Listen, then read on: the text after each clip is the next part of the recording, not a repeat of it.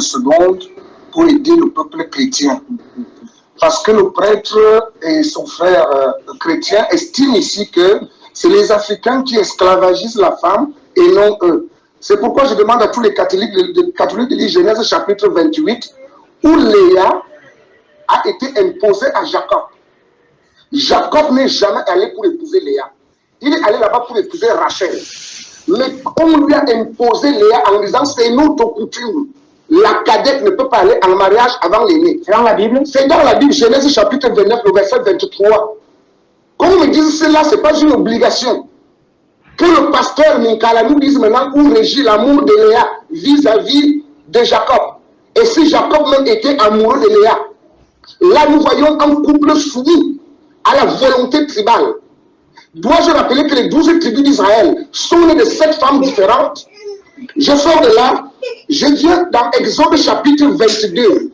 Il est clairement dit là-bas dans Exode chapitre 22, les versets 15 à 16, que si un homme violait une femme, il était obligé de la prendre pour épouse en payant une dot à son père. Je me demande où est l'amour dans cette affaire. C'est vraiment de la mauvaise foi. Prenons un dernier texte. Deutéronome chapitre 22 déclare que si un homme épousait une femme et qu'il se rendait compte que la femme là n'était pas vierge, il devait la chasser. Voilà les libertés de la Bible. Je suis par un dernier texte, l'assassinat.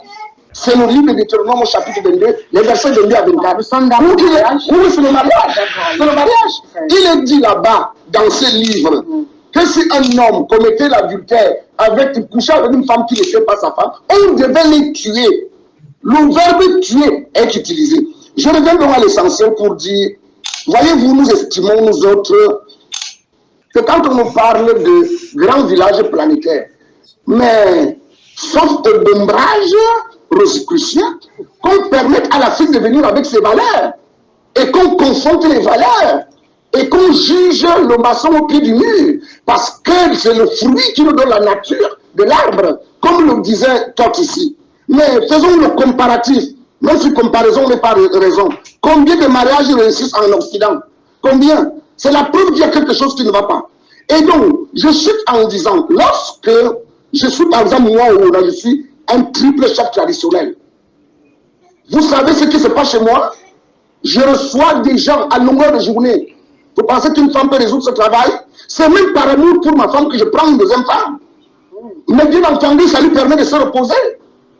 Pourquoi voulez-vous imposer ce genre de... C'est pourquoi c'est la première femme. C'est même la première femme qui partait d'adopter la deuxième.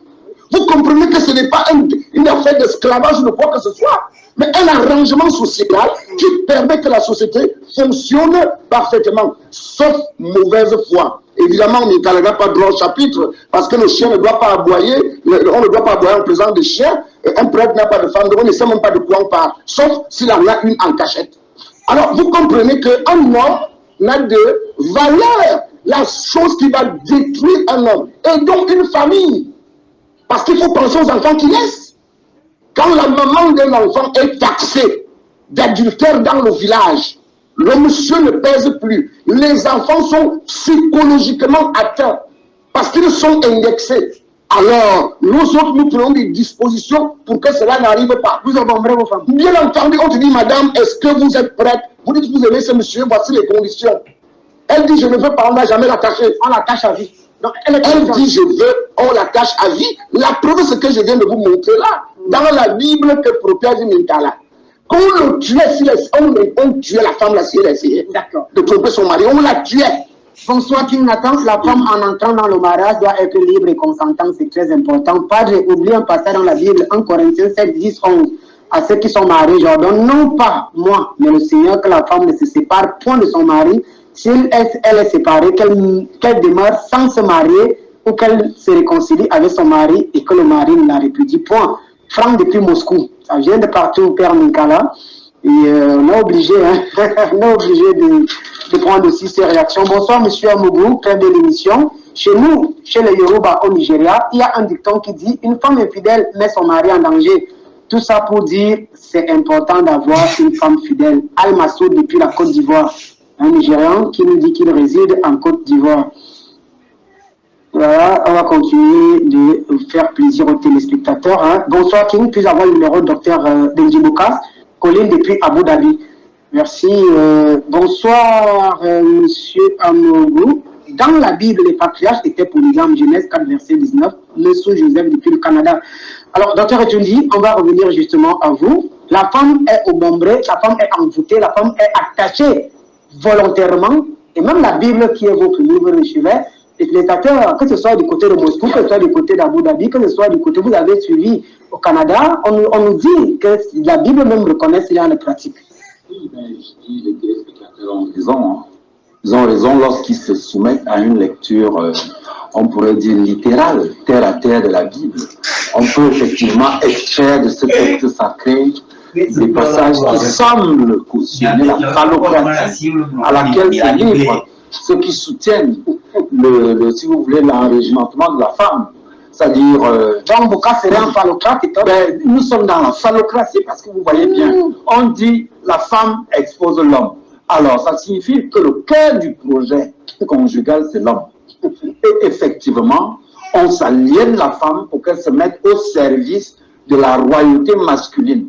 Voilà pourquoi nous parlons de phallocratie. Alors, docteur Abana, serait dans les phallocrates. Maintenant, c'est paradoxal parce que justement, on me présente la société africaine comme ayant à la base le matriarcat. Et on a donc un paradoxe. En fait, le pouvoir appartient à qui dans le foyer? Est-ce à l'homme, est-ce à la femme?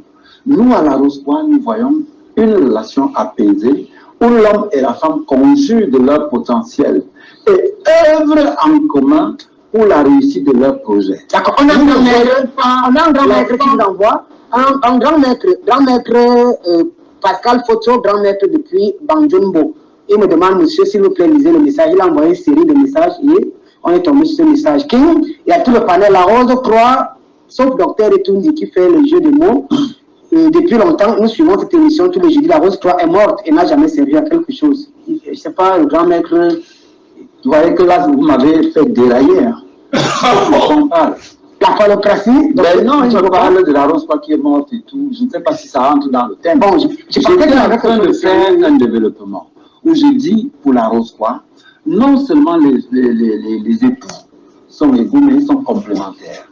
Complémentaires parce que... Quelqu'un m'a demandé, est-ce que le docteur Etundi peut laisser sa femme à la merci d'un autre homme? Ça, nous sommes là dans des détails. Vous pouvez le faire? Je parle des détails. Moi, je ne réponds pas à ce type de questions. Oui, parce que ce n'est pas de moi qu'il s'agit.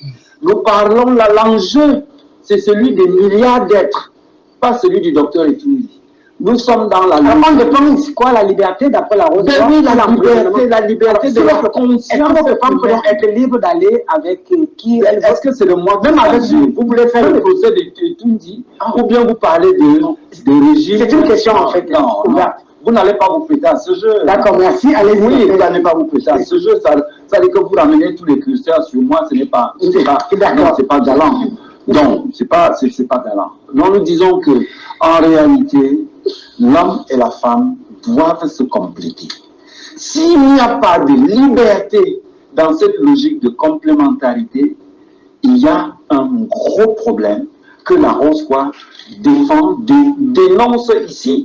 Parce qu'il est question que l'âme humaine dont chacun est porteur, qu'il soit homme ou femme, qu'elle assume son incarnation et qu'elle assume ses choix en toute liberté.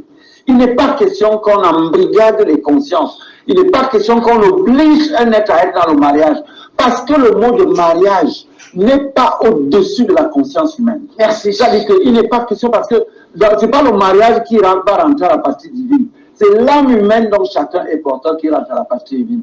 La chose la plus importante, ce n'est pas la notion sociale. Alors ici, la notion sont les rituels kamites qui nous intéressent. Oui, même dans les rituels kamites seraient donc à abolir ou à extirper définitivement de notre société. Même ceux qui sont décrits dans la Bible, si on devait prendre la Bible à la lettre, même cela devrait être dénoncé. À partir du moment où, et je ne parle pas contre l'Afrique, je dis à partir du moment où un être ne dispose pas librement de son choix, il y a un problème.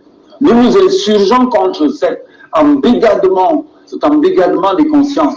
et nous disons la femme doit être complémentaire à l'homme. Il reste 5 minutes, on passera également la parole à Toth. Toth, mariage, réalité astrale, réalité...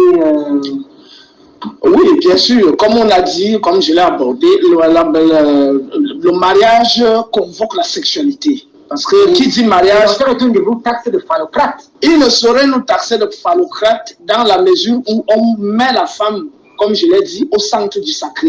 Et si la femme est donc au centre du sacré, elle est le symbole de toutes les vertus. Je précise, non, je ne suis pas phallocrate. Moi, je suis matriarcal dans ma tradition. Maintenant, je voulais aborder 2 points seulement. Moi, je ne vais pas très loin. Premièrement, ceux qui nous disent que autant on a besoin d'avoir, autant l'homme doit avoir plusieurs femmes, autant la femme est aussi libre d'être avec plusieurs hommes. Mais ça veut dire, oui, parce que les 2 sont égaux. Ça veut dire que comme les femmes sont plus nombreuses que les hommes sur terre, et que les autres hommes, même parmi lesquels il y a même les impuissants, ça réduit même encore le nombre d'hommes. Donc ça veut dire que soit, oui, les homosexuels encore parmi. Ça veut dire que soit on fait la promotion de la prostitution, soit on fait la promotion du lesbianisme. Voilà les 2 choses qui peuvent exploser ici.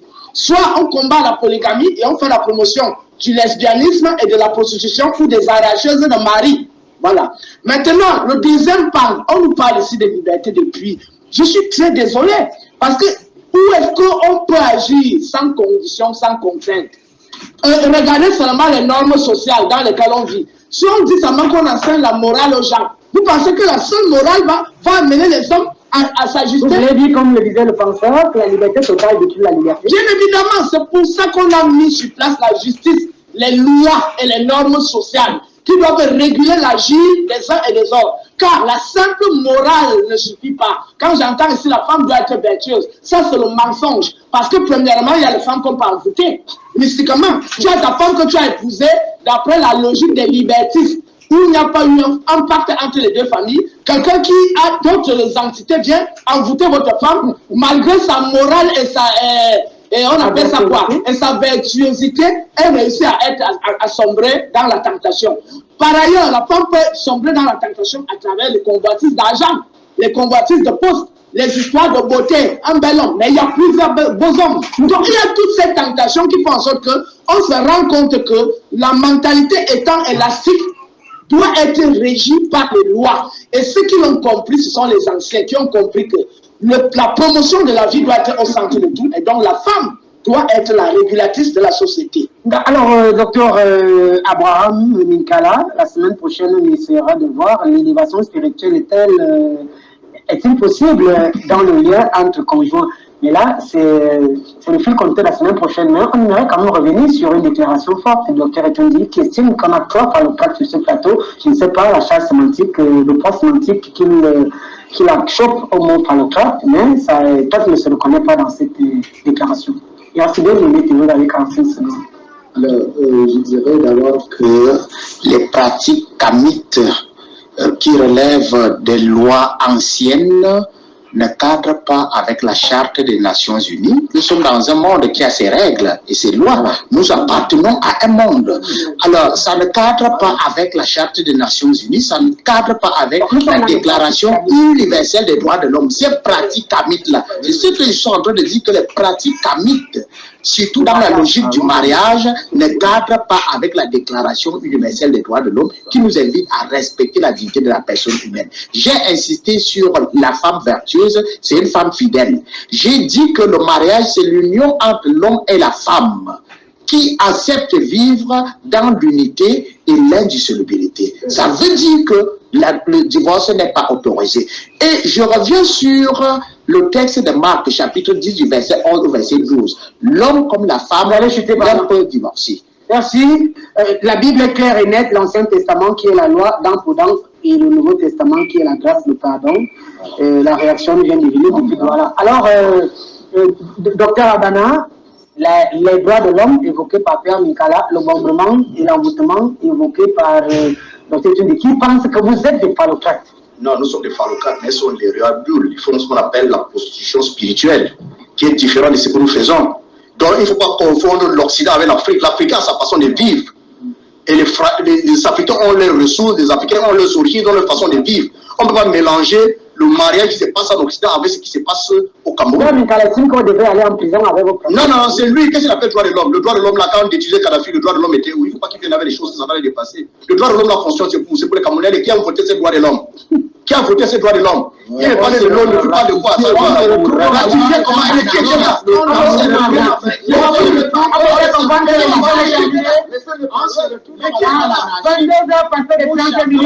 L'émission est terminée. Mesdames et messieurs, jeudi prochain, on a pris de meilleures productions. La rediffusion est prévue vendredi à partir de 15h. Avec le professeur Nicolas, docteur Rabana, l'émission est terminée. La rediffusion est prévue vendredi à partir de 15h pour tous ceux qui ont regardé l'émission pour la toute première fois. Elle passe en direct sur Vision 4. Canal, ça c'est Canal 304. Voilà. Et la rediffusion est prévue chaque vendredi à partir de 15h heure du Cameroun. Et pour ceux qui voudraient revoir les morceaux choisis de cette production, abonnez-vous sur la page Facebook Au Cœur des Mystères et vous allez revivre les temps forts. Bonne suite de programme, loin d'être un combat. L'émission reste un débat. La seule plateforme qui permet la lumière et certainement l'intelligence se vaut gratuitement. À jeudi prochain.